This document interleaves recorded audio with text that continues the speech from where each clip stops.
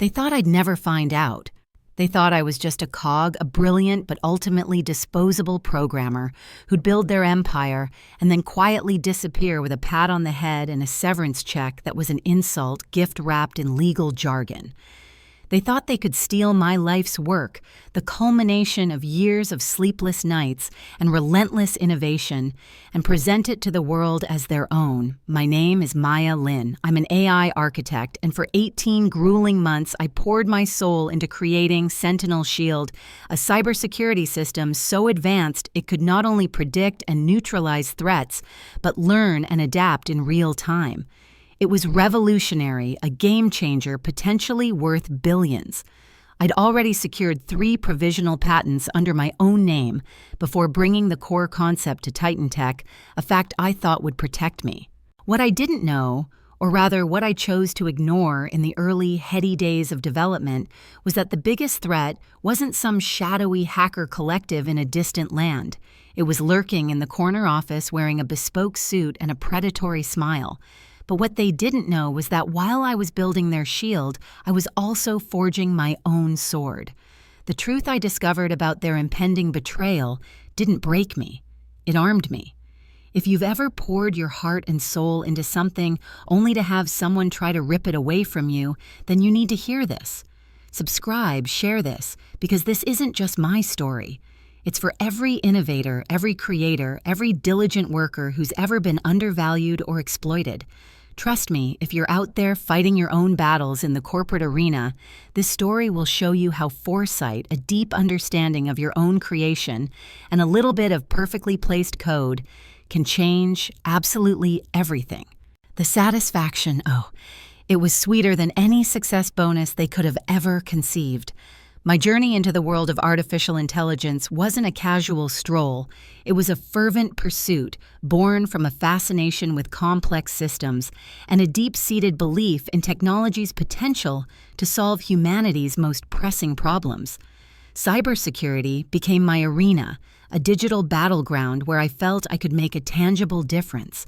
Sentinel Shield wasn't just a project, it was an extension of my very being, a complex tapestry woven from algorithms and neural networks designed to be the ultimate guardian in an increasingly vulnerable digital world. I'd conceptualized its core architecture long before I walked through the gleaming glass doors of Titan Tech, its foundational principles sketched out in countless notebooks, its early prototypes run on cobbled-together servers in my tiny apartment. When I joined Titan Tech, it felt like stepping into the future. The company, under its charismatic CEO, Brandon Holt, buzzed with an infectious energy. Brandon was the kind of leader who could sell sand in the Sahara, visionary, eloquent, with an uncanny ability to make you feel like you were part of something monumental. He'd lauded my initial proposal for Sentinel Shield, his eyes gleaming with what I then mistook for genuine excitement for the technology itself. "Maya," he'd said, his hand clapping my shoulder, "this is it. This is the unicorn we've been looking for. Titan Tech will give you all the resources you need. Just build it." And I did. I worked with a single-minded devotion, often forgetting to eat, sleeping in short, dreamless bursts fueled by caffeine and the thrill of creation. Sentinel Shield became my world. The first subtle tremor of unease, the kind you dismiss as paranoia, came about 8 months into the project. We were in a high-level strategy meeting discussing the development roadmap. I'd proposed bolstering our internal security protocols for the Sentinel Shield development servers, a dedicated air-gapped network with multi-factor authentication for every access point. "It's crucial, Brandon," I argued, given the sensitivity and potential value of the IP we need to treat its development environment like Fort Knox. Brandon leaned back in his plush leather chair, that signature corporate smile, the kind that never quite reached his eyes, firmly in place. "Maya always thorough." He chuckled, a sound that suddenly felt a little too dismissive. "But don't you think that's a bit excessive, unnecessary layers of bureaucracy will only slow down progress? We need to be agile fast. Focus on the product, Maya. Leave the internal processes to us." His words, smooth and reasonable on the surface, planted the first tiny seed of doubt. Why would a CEO, especially one in the cybersecurity space, downplay the security of his most valuable developing asset? I brushed it off as his typical focus on speed and market dominance, but the seed lingered. The next 18 months were a blur of intense work. Brandon was a frequent visitor to my lab, his interest in Sentinel Shield's progress escalating as it neared completion.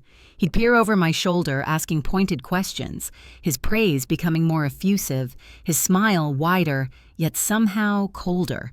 Incredible, Maya, simply incredible. You're a miracle worker.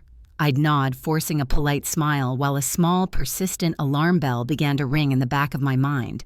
His oversight felt less like support and more like surveillance. My team, a small, dedicated group of engineers I'd hand-picked, were largely shielded from Brandon's direct attention.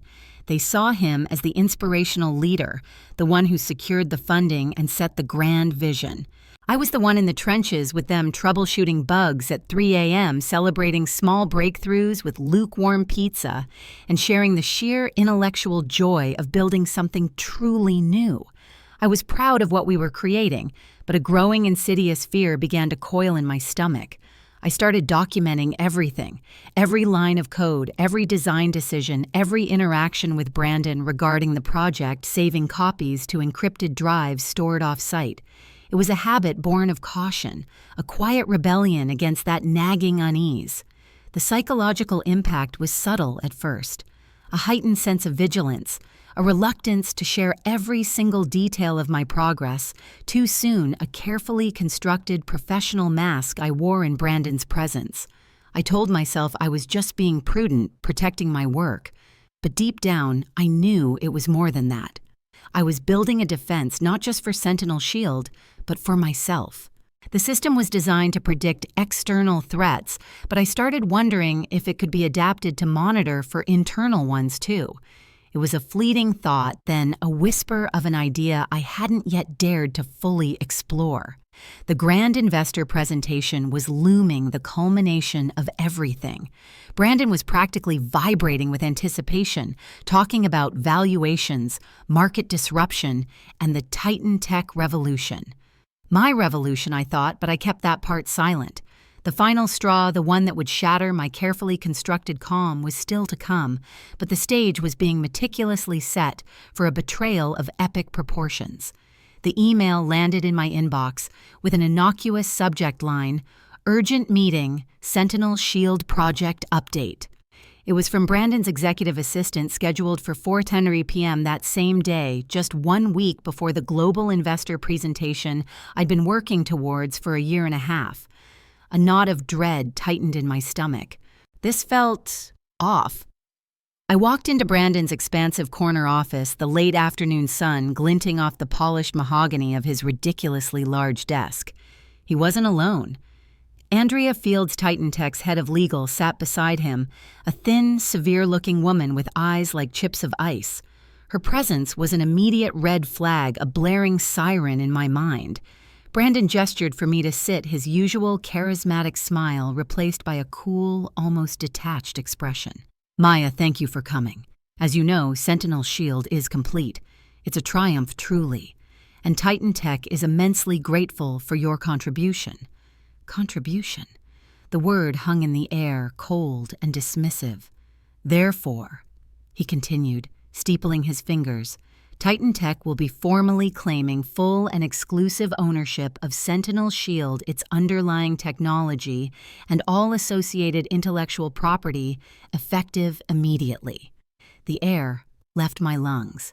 It was like a physical blow, a punch to the gut that left me reeling. "What, Brandon, we discussed this. The foundational patents, the core concept. It was mine before Titan Tech. I brought it to you." Andrea Fields cleared her throat, a dry, rasping sound. "Ms. Lynn, if you'll refer to your employment agreement, specifically Section 14.3, Intellectual Property Developed with Company Resources, it clearly states that any and all intellectual property developed using company time resources or premises is the sole property of Titan Tech. But Sentinel Shield was conceptualized long before I joined Titan Tech," I protested. my voice rising despite my efforts to remain calm. "I have documentation emails, date-stamped concept files, predating my employment here by years." Brandon waved a dismissive hand. "Details, Maya. Ancient history. What matters is that it was perfected here on Titan Tech's dime." He then offered the ultimate insult, a verbal slap in the face. "However, in recognition of your considerable efforts, the board has approved a one-time success bonus of $300,000 for a system poised to generate billions." Bile rose in my throat, and he added, his voice devoid of any emotion, "As the project is now complete and moving into its commercialization phase, your role as lead AI architect is redundant. Your employment with Titan Tech is terminated effective at the end of today." Termination. Fired. After pouring my life into this, just days before I was supposed to stand on that stage and present my creation. The room began to spin. I felt a cold fury mix with a wave of utter devastation. This was corporate theft, pure and simple, dressed up in legalese and false magnanimity. "You can't be serious," I whispered, looking from Brandon's impassive face to Andrea's smug one. "We are perfectly serious, Ms. Lynn," Andrea said coolly. "Security will escort you to your office to collect your personal belongings. You'll have 15 minutes. 15 minutes to pack up 18 months of my life, my dreams, my creation." I was then unceremoniously escorted out of the building past the curious, pitying stares of my colleagues, feeling like a corporate cast-off, a pariah. The humiliation was a fresh wound, raw and stinging. As the elevator doors closed, cutting off the view of the Titan Tech logo, I leaned against the cool metal wall, tears of rage and betrayal finally threatening to spill. This was my lowest point the moment I felt the crushing weight of their treachery. But as I stood on the curb, my box of personal effects, a pathetic symbol of my dismissal, a different kind of fire began to burn through the despair. A cold, calculating anger. Because what Brandon Holt and Andrea Fields didn't know, what they couldn't possibly comprehend, was that this wasn't the end of my story. It was merely the end of Act 1. My mind flashed back 6 months prior. I'd been working late as usual, refining a particularly complex predictive algorithm for Sentinel Shield. I'd remotely logged into my secure development server from home to run a diagnostic, something I rarely did.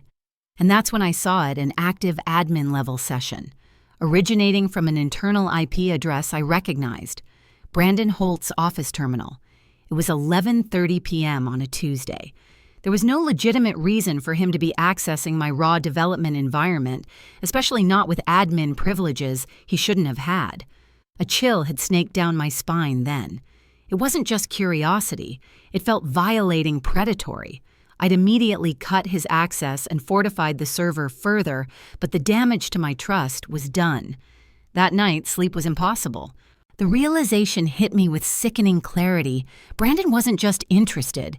He was potentially looking for a way to take control, perhaps even replicate or understand the system without me. It was then that I made a pivotal decision.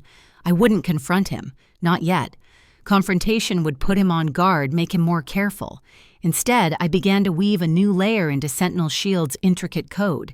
Beyond its external threat detection capabilities, I started programming a sophisticated internal monitoring system. I called it Janus, after the two-faced Roman god looking both outward and inward. Janus was designed to log every unauthorized access attempt, every file copied, every modification made to the Sentinel Shield codebase, or its documentation from within Titan Tech's network, especially from terminals associated with executives who had no business being in the developmental backend. It recorded keystrokes, timestamps, IP addresses, everything. I built it to generate encrypted, internal ethical breach reports invisible to anyone but me, or to anyone who knew precisely where and how to look. Sentinel Shield was becoming my silent digital witness. My disillusionment had deepened further about 5 months before my termination. Armed with the initial logs from Janus showing Brandon's continued, albeit more cautious probing of the system's periphery, I'd sought out a board member, a Dr. Alistair Finch, who had always praised my work and seemed to possess a more ethical compass than most. I'd approached him cautiously, vaguely mentioning concerns about IP security and project oversight. His response was a polite but firm dismissal. Maya Brandon has the board's full confidence. He knows what he's doing. Focus on your brilliant work and trust the CEO's leadership. The casual indifference was a cold shower. I was truly alone in this. No white knight was coming. If I was going to protect my creation, I'd have to do it myself. That conversation solidified my resolve. Janus's capabilities were expanded. Then about 2 months before the axe fell, a small, seemingly insignificant piece of information about a minor, non-critical feature of Sentinel Shield appeared on a little-known tech forum. It was phrased as a rumor, but the details were too specific.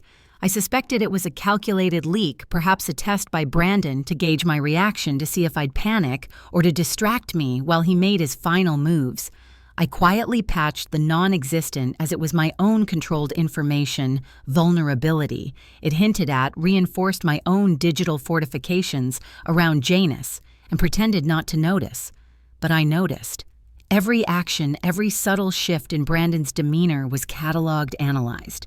My vigilance became my armor. So as I stood on that cold sidewalk, the box cutting into my hands, the sting of betrayal was still sharp, but it was now overlaid with a grim, resolute satisfaction. They thought they had won. They thought they had erased me. What they didn't know was that Sentinel Shield wasn't just my shield. It was now my sword, patiently waiting for the opportune moment to strike. The code, my code, was about to become their undoing. The turning point wasn't some grand external event. It was the quiet click of a mental switch inside me, from victim to strategist. The week that followed my termination was one of the strangest of my life. Officially, I was out a ghost in the Titan tech machine, but unofficially, I was more connected than ever. Janus was still active, my silent informant sending encrypted updates to a secure anonymous server I controlled. I watched Brandon's preparations for the investor presentation with a detached clinical interest. I saw the press releases painting him as the visionary behind Titan Tech's revolutionary AI. I saw the rehearsals, the smug confidence radiating from him. He truly believed he had gotten away with it. He and Andrea Fields had made a critical error born of arrogance. They had underestimated me.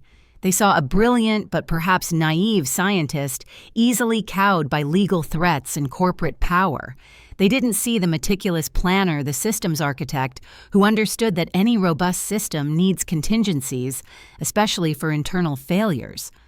My special piece of code wasn't a malicious virus designed to destroy. That wasn't my style. It was far more elegant, far more damning. It was a conditional logic bomb embedded deep within Sentinel Shield's core diagnostic routines, set to activate only under very specific circumstances during a live public demonstration when initiated by a specific set of administrative credentials, Brandon's credentials. The code wouldn't cause Sentinel Shield to crash.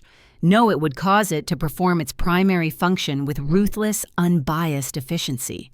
It would identify the most immediate, pervasive, and ethically compromised threat to its own integrity and the integrity of the data it was designed to protect.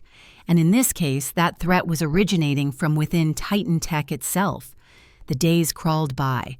I didn't reach out to lawyers. I didn't leak information to the press. I waited. Patience, I'd learned, was a weapon. Brandon and his team were so busy polishing their narrative, so confident in their stolen prize, that they wouldn't be running the deep-level system diagnostics I knew were necessary to find what I'd hidden. They were focused on the flashy front end, the impressive demos of its external threat neutralization. They wouldn't look in their own backyard. The night before the presentation, I reviewed the final trigger sequence one last time. Everything was in place. My heart was a steady drum against my ribs. There was no fear, only a cold, focused anticipation. Tomorrow, Brandon Holt would take the stage to unveil his grand triumph. And tomorrow, Sentinel Shield would tell the world the truth. My breaking point had passed the day they fired me. This was no longer about just anger or revenge. It was about justice, about reclaiming what was mine, and about ensuring that the powerful system I had built would not be launched into the world under a banner of deceit. The trap was set. All I had to do was wait for the mouse to take the cheese. The day of the Global Investor Summit dawned bright and clear, a stark contrast to the storm brewing behind the scenes. I watched the live stream from my makeshift command center, my small apartment living room monitors displaying various feeds, including Janus's silent, steady stream of internal Titan Tech network data. My stomach was a knot of tightly coiled anticipation, but my hands were steady as I sipped my tea. Brandon Holt strode onto the massive stage to thunderous applause. He was in his element, charismatic, powerful, exuding an almost messianic fervor. The backdrop was a colossal screen displaying the sleek Sentinel Shield logo. "Ladies and gentlemen," he began, his voice booming through the auditorium and out to the thousands watching online. "Today, Titan Tech isn't just launching a product. We are unveiling the future of cybersecurity. A shield for the digital age conceived and perfected within these very walls. I give you Sentinel Shield." The screen behind him came alive, a dazzling animation showcasing Sentinel Shield's capabilities. He walked the investors through its architecture, my architecture, its predictive powers, my algorithms, its self-learning intelligence, my neural networks. He spoke of market disruption, of unprecedented security, of Titan Tech's commitment to innovation. My innovation. I felt a cold smile touch my lips. Showtime. He moved to the live demonstration portion. "And now," Brandon announced, a smug glint in his eye, "let's show you Sentinel Shield in action. We've simulated a sophisticated multi-vector cyber attack. Watch as Sentinel Shield identifies, isolates, and neutralizes it in real time." He typed his administrative credentials into the console. The bait was taken. For a moment, everything on the giant screen looked perfect. The simulated attack launched. Sentinel Shield's interface glowed, its algorithms whirring. Then suddenly, the display flickered. Instead of neutralizing the external simulated threat, a massive crimson alert began to flash across the center of the screen. "Critical internal threat detected. System compromise imminent. Tier 1 existential threat identified Titan. Tech internal network." A shocked silence fell over the auditorium. Brandon froze, his smile wiped clean from his face, replaced by a look of utter disbelief. On the screen, new windows began to populate with horrifying speed. "Alert, unauthorized intellectual property modification detected. Source C-Suite Executive Terminal. Alert data exfiltration attempts logged. Project Sentinel, Shield Core files. Origin Executive Override. Alert multiple internal ethical breaches recorded. Documentation available. Access logs compromised." The system wasn't crashing. It was doing exactly what I designed it to do. Protect against threats, even if those threats wore expensive suits and ran the company. Anonymized but terrifyingly specific snippets of access logs, file modification timestamps, and even redacted keystroke summaries began to scroll across a section of the screen under the heading Internal Integrity Audit. Preliminary findings. Chaos erupted. Investors were murmuring, then talking loudly, some standing up their faces, a mixture of confusion and alarm. Brandon's technical team backstage were visibly panicking, scurrying around, clearly having no idea what was happening or how to stop it. Brandon's face had gone from disbelief to a ghastly shade of pale, then to a furious mottled red. He stammered something about a technical glitch, a highly sophisticated counter-hack, but his voice was drowned out by the rising noise. My phone rang. Caller ID, Brandon Holt. I let it ring twice, then answered, my voice calm, almost serene. "Hello, Brandon." "Maya, what in God's name did you do to my system?" He roared, his voice hoarse with fury and panic. I could hear Andrea Fields screeching in the background. "Your system, Brandon," I replied coolly. "Actually, I believe Sentinel Shield is functioning perfectly. It appears to be identifying a significant internal threat, as it was designed to do. You did want a demonstration of its capabilities, didn't you?" "This isn't funny. Maya, the investors, my board, turn it off. Fix this now." "Fix it," I mused. "Perhaps, but we need to discuss the terms of my consultancy fee for such a critical emergency intervention." Andrea Fields snatched the phone. "Ms. Lynn, This is corporate sabotage. You will face legal repercussions of the highest order. We will sue you into oblivion." Her voice was shrill, laced with desperation. "Andrea, always a pleasure," I said, my tone unwavering. "Sabotage. I think you'll find Sentinel Shield is merely reporting factual data. Perhaps you should review those internal ethical breach reports it's generating. They are remarkably comprehensive. I believe they even detail unauthorized access to secure development servers and data manipulation. Section 14.3 of my employment contract might be relevant again, but perhaps not in the way you intended. Now put Brandon back on the phone, or I can simply allow the system to complete its full diagnostic and release its unredacted findings. I'm sure the SEC and several journalistic outlets would find them illuminating." There was a choked sound, then Brandon was back, his voice a ragged whisper. What do you want, Maya?" The power dynamic had not just shifted, it had imploded on his end and solidified on mine. The mouse was not only in the trap, he was begging the trap maker for a way out. "I want a meeting, Brandon. You, me, and Andrea, in your office, in 1 hour. And Brandon," I added, my voice dropping to an icy calm, "don't even think about trying anything foolish. Sentinel Shield is still very much active, and its diagnostic is ongoing. I can escalate its findings globally with a single voice command. Understood?" "Understood," he choked out. The live stream had by now been abruptly cut, replaced by a generic technical difficulties screen, but the damage was done. The investors in that room had seen enough. The carefully constructed facade of Titan Tech and Brandon Holt had been shattered. An hour later, I walked back into Brandon Holt's office. No security escort this time. I walked in as the one holding all the cards. Brandon looked like a man who had aged a decade. Andrea Fields was pale, her usual composure fractured. "All right, Maya," Brandon said, his voice strained. "What are your terms?" I sat down, placing my own sleek tablet on his mahogany desk. "Let's call this a renegotiation of my severance. Shall we first full and public recognition as the sole creator and architect of Sentinel Shield. Second, 50% ownership of all patents and intellectual property related to Sentinel Shield, present and future. Third, a permanent seat on the Titan Tech Board of Directors as Chief Technology Officer with oversight over Sentinel Shield's development and ethical deployment. Fourth, $10 million in compensation for intellectual property theft, wrongful termination, and emotional distress." I paused, looking him directly in the eye. "And finally, a public apology from you, Brandon, for attempting to misappropriate my work." Andrea gasped.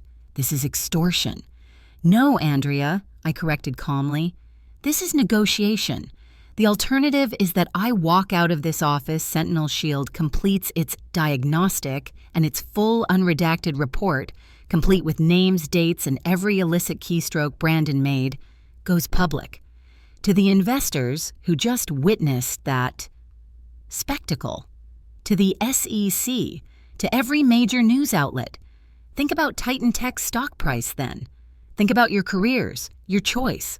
Brandon stared at me, his face a mask of defeat. The fight had gone out of him. He knew he was beaten. He knew I had him cold. He looked at Andrea, who slowly, almost imperceptibly shook her head, a silent admission of their utter lack of leverage. "Draw up the papers, Andrea," Brandon said, his voice hollow. "Everything she wants." My moment of triumph wasn't loud or explosive. It was a quiet, deeply satisfying click as the tumblers of justice fell into place. I had faced the Titan, and the Titan had blinked. More than blinked. He had crumbled. Sentinel Shield. My creation had not only saved itself, but it had saved me. The 24 hours following that climactic meeting were a whirlwind of frantic activity, but not for me. For Brandon Holt and Titan Tech's legal team, it was a desperate scramble. Lawyers were pulled from whatever they were doing, working through the night to draft the complex agreements I'd demanded. My terms were non-negotiable, and the ticking clock of Sentinel Shield's ongoing diagnostic, which I'd agreed to pause but not terminate pending full compliance, was a powerful motivator. Brandon, under duress, but with no other viable option, authorized the immediate transfer of the $10 million. The paperwork for my reinstatement as Chief Technology Officer, my board seat, and the co-ownership of Sentinel Shield's intellectual property was expedited with a speed I'd never seen at Titan Tech. Andrea Fields, her face a perpetual mask of grim resignation, personally oversaw every clause, her icy demeanor now tinged with a grudging respect or perhaps fear. The immediate fallout from the sabotaged investor presentation was significant. Rumors were flying. Titan Tech's communications department went into overdrive, issuing vague statements about a sophisticated attempt to disrupt the launch and enhanced security protocols being implemented. No one outside that room knew the full truth of my role, not yet.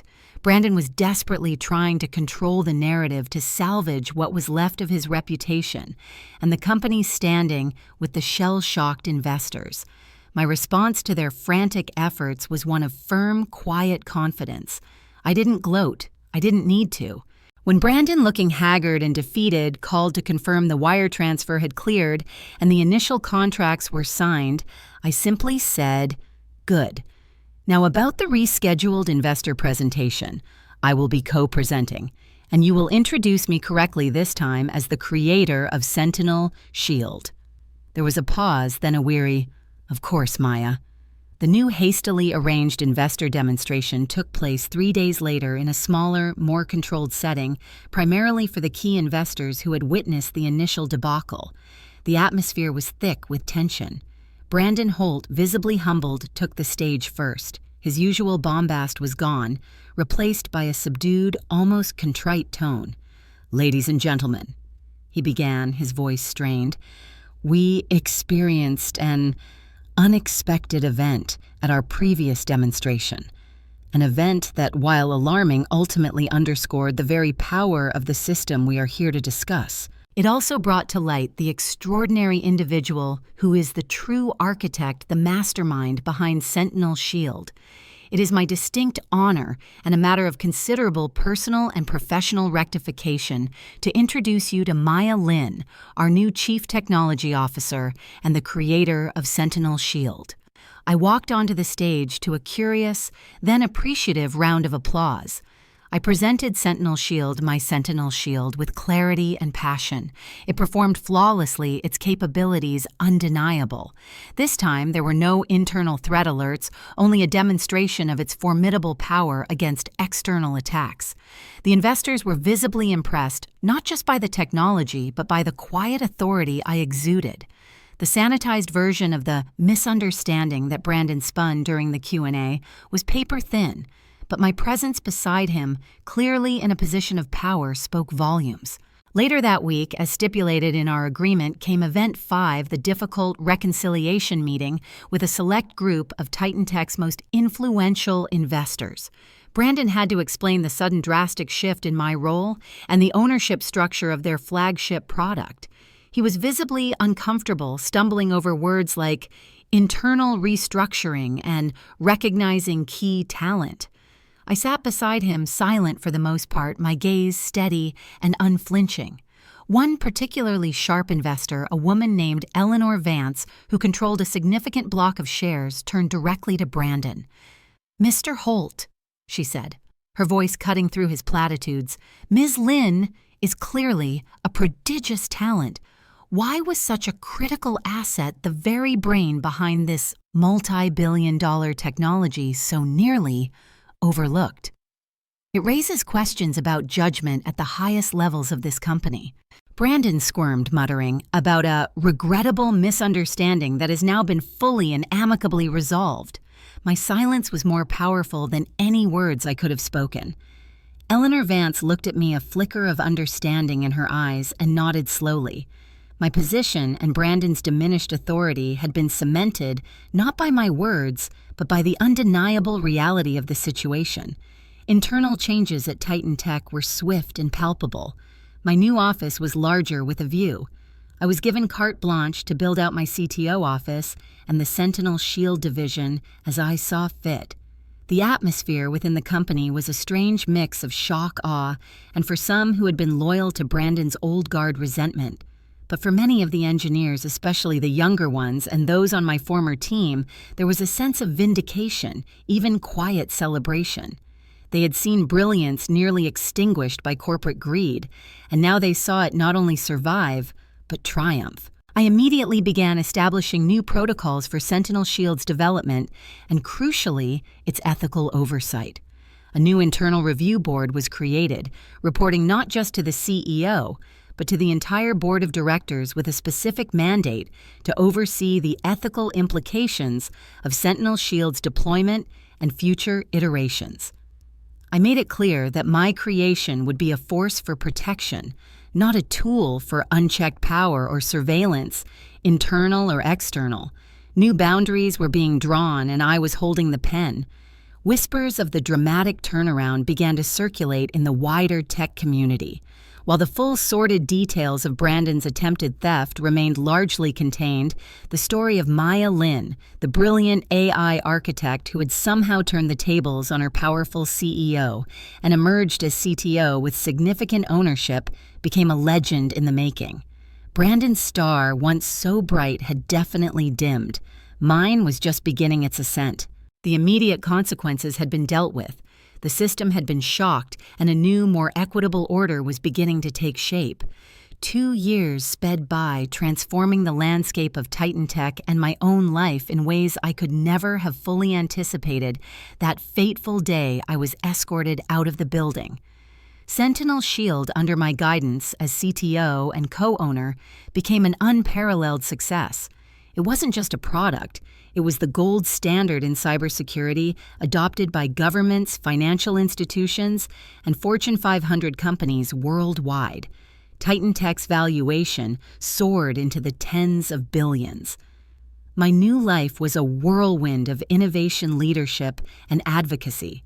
As CTO, I had the resources and autonomy to push the boundaries of AI, always with a steadfast commitment to ethical development, a principle I now championed on public stages and in industry forums. The $10 million was a significant sum, providing financial security I'd never dreamed of. But the true wealth was in the control I now had over my creation and my destiny. I was no longer just Maya Lynn, the brilliant coder. I was Maya Lynn, co-founder of a revolutionary technology, a respected voice in the industry, stronger, smarter, and profoundly in control of my own future. My office was a hub of innovation filled with bright, passionate engineers who looked to me not just for technical guidance, but for ethical leadership. We were building the future, and this time we were building it right. Brandon Holt remained CEO of Titan Tech, but it was a changed position for him.